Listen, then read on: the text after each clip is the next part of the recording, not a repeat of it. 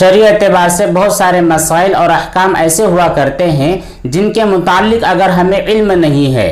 اور جب ہم اپنے علماء کرام اور مفتیان عظام سے ان مسائل کے متعلق سوالات کرتے ہیں تو ان کی جانب سے جواب اس طرح کے ملتے ہیں کہ یہ کام کرنا آپ کے لیے جائز ہے، اس کام کرنے کی آپ کو اجازت ہے، لیکن بہتر، افضل اور تقوی کا تقاضا یہ ہے کہ آپ یہ کام نہ کریں۔ تو اس سے یہ پتہ چلتا ہے کہ بہت سارے احکام و مسائل ایسے ہوا کرتے ہیں جن میں دو پہلو ہوتے ہیں، ایک فتویٰ کا پہلو یعنی کسی چیز کے جائز یا ناجائز ہونے کا پہلو، اور دوسری چیز یہ ہوتی ہے تقوی کا پہلو، یعنی اس کام کو اگر آپ کریں یا نہ کریں تو یہ آپ کے لیے تقوی والی بات ہے۔ یہی لے لیجئے، اگر کوئی آدمی ہم سے یہ پوچھے کہ تنہائی میں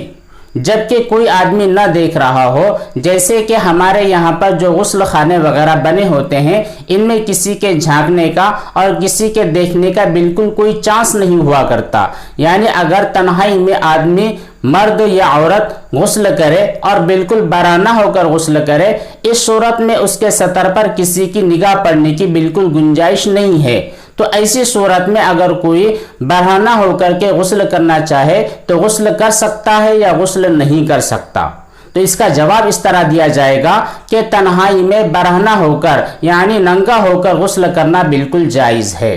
مگر افضل، بہتر اور تقوی کا تقاضا یہ ہے کہ اس صورت میں بھی جبکہ آپ کے اوپر کسی کی نظر پڑنے کی بالکل گنجائش نہ ہو اور کسی قسم کا کوئی چانس نہ ہو، تب بھی آپ کم از کم اس صورت کے اندر اپنے سطر والی جگہ کو، یعنی مرد اگر ہے تو ناف سے لے کر کے گھٹنے تک کے نیچے کی جگہ کو کسی تولیہ یا کسی کپڑے وغیرہ سے ڈھانپ کر ہی غسل کریں۔ دوسری چیز یہ ہے کہ برہنہ ہونے کی صورت میں کھڑے ہو کر غسل کرنا بھی بالکل جائز اور درست ہے، لیکن اس صورت میں بھی اگر بیٹھ کر غسل کیا جائے تو یہ زیادہ بہتر چیز ہے، افضل چیز ہے اور تقوی کے زیادہ قریب ہے، کیونکہ بیٹھ کر کے اس صورت میں غسل کرنا زیادہ سطر کو چھپانے کا ذریعہ ہے۔